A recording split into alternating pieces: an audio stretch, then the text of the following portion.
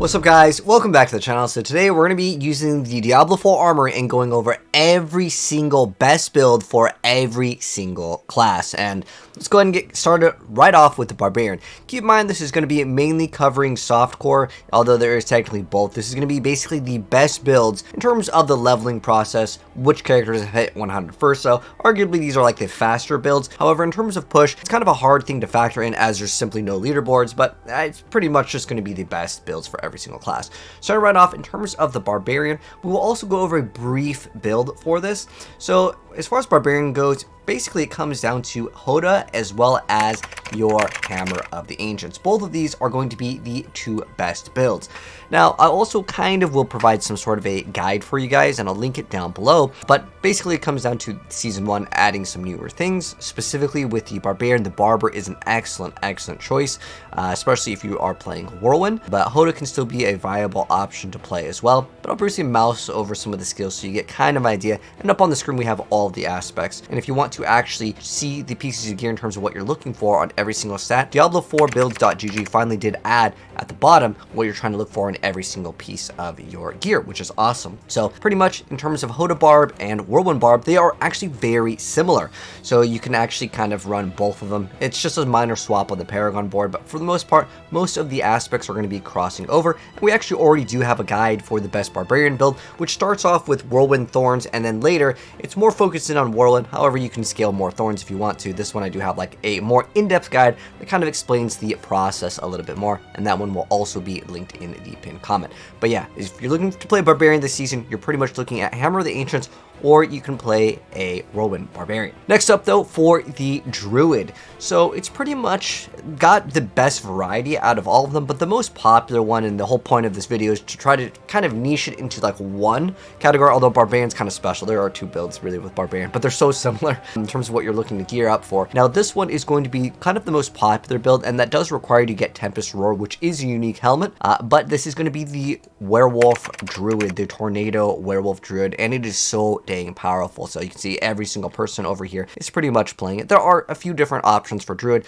but again, I'm not going to try to make this video super long, so we won't go in depth on every single build, but pretty much this build does require you to have Tempest Roar, while a lot of the other builds in this video will not really require it. So what's really nice is getting the brand new Malignant Heart, the Unconstrained Beast. This one is really good because it's able to apply Grizzly Rage when you are hit with a stun, freeze, or knockdown effect. You have actually over a 50% chance to just get like an ultimate. That is an insanely good effect. But yeah, really good stuff as well here. And then here are like the spirit boons, just so you guys can have access to. Again, it's a brief rundown. As far as the Paragon, I'll link all of these so you guys can have like a more in-depth one. Most of these ones that are linked are from other content creators as well, so you can trust most of the links over here. Sometimes though, just as a heads up, content creators do play like one specific thing that may be a little bit niche, so feel free to change things up. Next up, let's go into the Necromancer. What is the best Necromancer build? Well, it's pretty much been the same thing. Bloodlance has gotten a little bit more popularity, but primarily you can see every single person is playing, of course, Bone Spear. And that is because Bone Spear is simply one of the strongest things in the entire game in terms of DPS.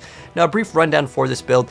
You don't have to have this unique earlier on to get the build up and running. Like, of course, the Druid, well, the Tempest Roar is just kind of required for the build to be, you know, played at more higher levels of efficiency. Whereas, like the Deathless Visage, you can still play perfectly fine, you know, in the earlier stages, and you can level with Bone Spear. In terms of the skills, we're just looking at Bone Spear. There's Corpse Explosion, there's Blood Mist, Corpse Tendrils, Bone Storm, and Splinters. Now, the other things that you can throw on, the crit strikes and all subsequent damage within a short amount of time. The Barber is just really popular in a lot of builds. It was on the Barbarian one, and it's also very popular on the Necromancer. Keep in mind, you're only allowed to run one Wrathful Heart. And then there is another really good Wrathful, there's another heart in general, where you can actually get a massive amount of damage, and that one's also very popular. But you can see all the different things for the summons, where you're just basically sacrificing all of them anyways. But that's what we have as far as the Necromancer. There's not anything really important to mention, then you want, of course, the Bone Spear aspect on it. And after that, you're pretty much relatively good to go for the most part. It is still a very strong build. Next up with Rogue, one of my favorite classes. So actually the person that actually got first place over here was actually Empyrean, and that's cool to see some other content creators here. But Twisting Blades is definitely going to be the go-to. I mean, look at this. It's literally just Twisting Blades. You do see one rapid fire and then one person over here playing with Penetrating Shot. There is a new unique called the Eagle Horn, but for the most part, yeah, you usually end up sacrificing a lot with having a unique item in your build. However, that one actually might be pretty good if you get a high roll. You can get up to 15% crit on running that, but then you'd have to swap your Twisting Blades aspect to somewhere else. But for the most part, there's a lot of different variants of Twisting Blades. You can do the Shadow and Poison Imbue, or you can do one of them and then do the traps. We actually have a guide already uploaded, but as far as this goes, and if you guys are wondering, because most people are probably using this video because they just want to know what is the best build, I want to build something, I actually already have the build guide for this one, and I would say in the very beginning, starting out with traps is excellent because you have a huge source amount of damage reduction when you get the poison trap earlier on. Being able to have poison enemies just deal less damage, and you get up to 15% attack speed. Earlier on, it's really hard to trade this out with really anything, and it lets you have a little bit more flexibility with the build, but eventually you can just swap out of the traps if you want to, but pretty much Twisting Blade just hits the hardest. And all you need for this build to work is just going to Jalal's Vigil, which on the map is, actually I'll go over this, because this is a very frequently asked question I get all the time while I'm playing the game. Jalal's Vigil is the map that you want to do, and all you do is you get this aspect and you'll be ready to go. This is the build that I've been showing off multiple times. It's just one of the most popular builds on my channel, and we already uploaded a guide. This one will explain things more in depth, and it will get you ready to go. But all you need is this Blade Dancer's aspect, and the Rogue is pretty much just going to be zooming through content. As far as the aspect goes, Barber is another really good Wrathful Heart, but again, all you need for the aspect, Blade Dancers, and you are set up.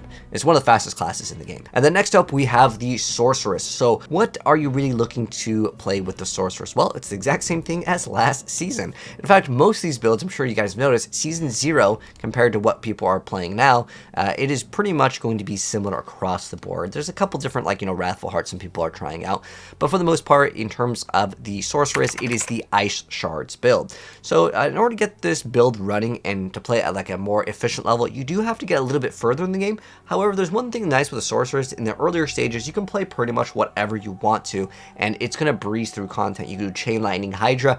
Earlier on, those skills are great, but they fall off later, and you pretty much only have access to specifically Ice Shards as well as Blizzard. These are the two more popular builds, I would say, in the entire list here. There are some people playing Firewall, but for the most part, I mean, look at this list over here, up on there. This is kind of like it's like a community leaderboard, so to speak. And the reason why I say it's community driven is because Blizzard still doesn't have leaderboards, and even in Season 2, I don't believe we're getting leaderboards. So this is our best tool right now, and I really like this website. We're going to be using it again in the future for sure.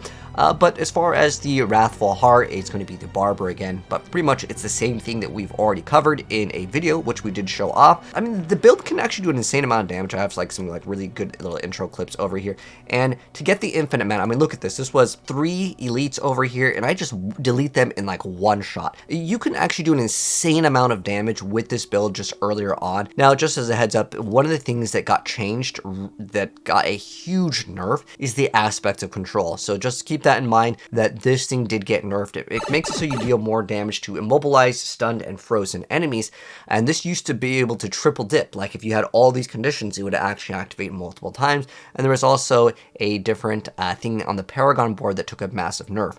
Now, in order for this build to actually feel really good, you kind of need to get Rymant, because you need something to apply this stun. There is technically another Malignant Heart that can also apply a stun, but that is going to be something where you have to spend a lot of resource, and it's not going to be as consistent as just well, you just teleport. And then on top of that, they took more nerfs with cooldowns. I don't mean to discourage you guys from playing Sorceress.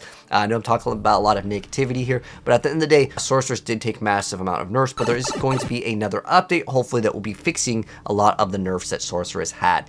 And the reason why is because with Sorceress, you basically need to play Ice Armor, you need to be playing Flame Shield and Frost Nova, and then you also need to play Teleport. And then I guess the ultimate is kind of more of a flexible skill, but pretty much Ice Shards or Blizzard, and then you have basically every Sorceress build in the game. You only have really one skill to kind of, I would say, argue maybe 2 skills at the end, because you need to play Teleport, because you need to activate Rymant, because it stuns and it groups up, and it's actually a really nice thing to have.